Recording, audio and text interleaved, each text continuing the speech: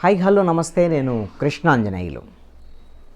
ఆంధ్రప్రదేశ్లో అసెంబ్లీకి, దేశవ్యాప్తంగా లోక్సభకు ఎన్నికల నోటిఫికేషను ఈ వారంలోనే రిలీజ్ కాబోతుంది. ఆంధ్రప్రదేశ్ ముఖ్యమంత్రి వైఎస్ జగన్మోహన్ రెడ్డి సిద్ధం సభలో 4 రోజుల్లో ఎన్నికల నోటిఫికేషన్ రాబోతుంది అనేటువంటి ఒక ప్రకటన చేశారు. దీంతో ఎన్నికల నోటిఫికేషన్ ఎప్పుడైనా రావచ్చు అనేటువంటి ఒక చర్చ రాజకీయ వర్గాల్లో ప్రారంభమైంది. ఈ రోజున 11వ తేదీ. ఇప్పటి వరకు ఉన్నటువంటి సమాచారం ప్రకారంగా, జరుగుతున్నటువంటి చర్చ ప్రకారంగా, సోషల్ మీడియాలో వస్తున్నటువంటి కొన్ని వార్తల ప్రకారంగా చూస్తే 13వ తేదీ మధ్యాహ్నానికి ఎన్నికల నోటిఫికేషన్ రావచ్చు అనేటువంటిది ఒక ప్రచారం జరుగుతోంది. ఇంకొక ప్రచారం ఏం జరుగుతోంది, 15వ తేదీన ఎన్నికల నోటిఫికేషన్ వస్తుంది, మార్చి 15వ తేదీన. అదేవిధంగా నామినేషన్ల ప్రక్రియ ఇవన్నీ కూడా ప్రారంభించి వీటిని పూర్తి చేసి మార్చి ఎండింగ్ కల్లా ఈ మొత్తం ప్రక్రియను పూర్తి చేసి నామినేషన్లు ఉపసంహరణలు ఇవన్నీ పూర్తి చేసేసి ఏప్రిల్ 19వ తేదీన మొదటి దశలోనే ఆంధ్రప్రదేశ్కి పోలింగ్ జరిగేదానికి అవకాశం ఉండొచ్చు అనేటువంటిది సోషల్ మీడియాలో జరుగుతున్నటువంటి ఒక అంచనా ప్రకారం జరుగుతున్న చర్చ ఇది. అంటే వివిధ దశల్లో 7-8 దశల్లో పోలింగ్ జరిగిద్ది. ఆంధ్రప్రదేశ్కి మొదటి దశలో జరిగితే 19వ తేదీన జరిగేదానికి అవకాశం ఉంటుంది. మే 22వ తేదీన ఫలితాలు రావచ్చు అనేటువంటి దీని ప్రకారంగా టెంటేటివ్గా ఒక చర్చ జరుగుతుంది.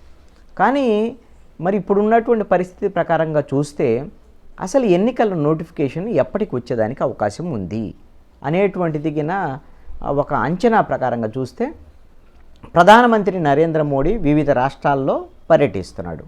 ఆయన అస్సాంలో, అదేవిధంగా ఇప్పుడు జమ్మూ కాశ్మీర్లో 2 రోజుల పర్యటన ఉంది. ఈ జమ్మూ కాశ్మీర్ 2 రోజుల పర్యటన తర్వాత ప్రధానమంత్రి ఢిల్లీకి చేరుకుంటారు. ఆ తర్వాత ఎన్నికల నోటిఫికేషన్కి సంబంధించినటువంటి ప్రక్రియ ప్రారంభించేదానికి అవకాశం ఉంటుంది. అయితే ప్రధానమంత్రికి ఏం సంబంధం ఎన్నికల నోటిఫికేషన్కి? ఎన్నికల కమిషన్ కదా ఇది చేసేటువంటి అదే అని ఎవరైనా అనుకోవచ్చు. కానీ ఇక్కడ గమ్మత్తైనటువంటి విషయం ఏమిటంటే 3 సభ్యులతో కూడినటువంటి ఎన్నికల కమిషన్ ఏదైతే ఉందో ఈ కమిషన్లో ఇప్పుడు కేవలము ఎన్నికల ప్రధాన సిఇసి చీఫ్ ఎలక్షన్ కమిషనర్ మాత్రమే భారతదేశానికి ఎన్నికల కమిషనర్గా ఉన్నారు. ఆయన రాజీవ్ కుమార్. మరి మిగిలినటువంటి 2 సభ్యుల్లో ఒక సభ్యులు మొన్న ఆయన ఫిబ్రవరిలో అనూప్ పాండేనేమో ఫిబ్రవరిలో రిటైర్ అయ్యారు. అనూప్ చంద్ర పాండే ఈయన ఫిబ్రవరిలో రిటైర్ అయ్యారు. మరో కమిషనర్ అరుణ్ గోయల్ శనివారం ఆకస్మికంగా ఆయన రాజీనామా చేశారు. ఆయన రాజీనామాని రాష్ట్రపతి కూడా ఆమోదించినటువంటి పరిస్థితి ఉంది. ఇప్పుడు మిగిలింది చీఫ్ కమిషనరు రాజీవ్ కుమార్ ఒక్కళ్ళే. ఇప్పుడు రాజీవ్ కుమార్ ఒక్కళ్ళే ఎన్నికలు నిర్వహించడం అనేది కుదరదు. 3 సభ్యులు ఉన్నారు కాబట్టి మిగతా 2 సభ్యుల్ని నియమించాలి.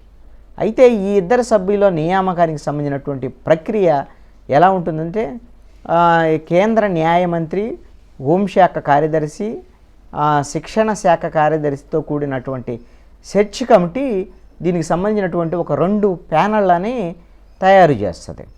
ఈ భర్తీ కోసం సంబంధించిన ఈ 2 ప్యానళ్ళ చొప్పున ఒక్కొక్క ప్యానల్లో 5 పేర్లని వాళ్ళు పరిశీలిస్తారు. ఈ 2 పేర్లను 2 కమిటీల్లో 5 పేర్లు, ఒక్కొక్క సభ్యుడికి 5 పేర్లను పరిశీలించిన తర్వాత వాళ్ళల్లో ఒకళ్ళని సెలెక్ట్ చేస్తారు. ఈ సెలక్షన్ కమిటీ ఎలా ఉంటుంది అని అంటే ప్రధానమంత్రి సారథ్యంలో హైపవర్ కమిటీ ఉంటుంది. ఈ హైపవర్ కమిటీలో ప్రధానంగా ప్రధానితో పాటు ఒక కేంద్ర మంత్రి, అదేవిధంగా లోక్సభలో విపక్ష నేత, ఈ 3 కలిసినటువంటి ఈ కమిటీ ఈ నెల 15వ తేదీన సమావేశం కాబోతుంది. అంటే ఈ సెర్చ్ కమిటీకి ఈ 5 సభ్యులతో కూడినటువంటి ఒక ప్యానల్ని తయారు చేసి పంపిస్తే ఈ కమిటీ 15వ తేదీన సమావేశం అవుతుంది. ఈ మేరకు మొన్న శనివారం రోజున ఈ కమిటీలో ఉండేటువంటి హోంమంత్రి, అదే కేంద్ర మంత్రి, అదేవిధంగా ప్రతిపక్ష నేతకు కూడా ఈ మేరకు సమాచారం అందించారు వాళ్ళకి. కాబట్టి 15వ తేదీన సమావేశం అయితే ఆ రోజే ఇద్దరు అభ్యర్థుల్ని వాళ్ళ కమిషనర్లు ఇద్దరిని కూడా ఫైనల్ చేసేదానికి అవకాశం ఉండొచ్చు. అంటే 15వ తేదీ వరకు మాత్రం నోటిఫికేషన్ వచ్చేదానికి అవకాశం లేదు. ఒకవేళ 15వ తేదీన వాళ్ళని ఫైనల్ చేశారనుకోండి, మరి అదే రోజు సిఈసి ఉన్నారు కాబట్టి ఇప్పటికే రెడీ చేసుకొని ఉంటే నోటిఫికేషన్ అంతా వాళ్ళిద్దరు కొత్త సభ్యులు వచ్చిన తర్వాత అదే రోజు రిలీజ్ చేయొచ్చు, లేదంటే మరుసటి రోజు రిలీజ్ చేసేదానికి అవకాశం ఉండొచ్చు.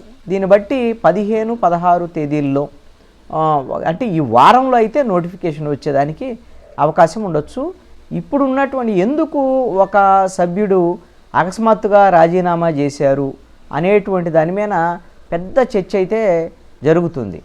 ఈ అరుణ్ గోయల్ రాజీనామా వెనక ఏమైనా రాజకీయ కారణాలు ఉన్నాయా అనేటువంటి దాని మీద ప్రతిపక్షాలకు సంబంధించినటువంటి కాంగ్రెస్ పార్టీ, అదేవిధంగా శివసేన వీళ్ళందరూ కూడా అరుణ్ గోయల్ ఆయన కూడా మళ్ళీ ఏమైనా బీజేపీలో చేరి ఎక్కడి నుంచైనా రాజకీయంగా పోటీ చేస్తారా ఏమిటి అనేటువంటి దాని మీద ఇది ఒక ఎన్నికల కమిషన్ అంటే రాజ్యాంగబద్ధమైనటువంటి సంస్థ, దీన్ని ప్రైవేట్ లిమిటెడ్ కంపెనీగా మార్చారు బీజేపీ వాళ్ళు అనేటువంటి ఆరోపణలు ఇవన్నీ కూడా చేస్తున్నట్టు ఈ వేళ ఏవైనా ఉన్నప్పటికీ కూడా బహుశా ఎన్నికల నోటిఫికేషన్కి సంబంధించి 13, 15 అంటున్నారు, కానీ 16 తేదీల్లో వచ్చేదానికి అవకాశం ఉండొచ్చు ఎన్నికల నోటిఫికేషన్ అనేటువంటిది ఇప్పటి వరకు ఉన్నటువంటి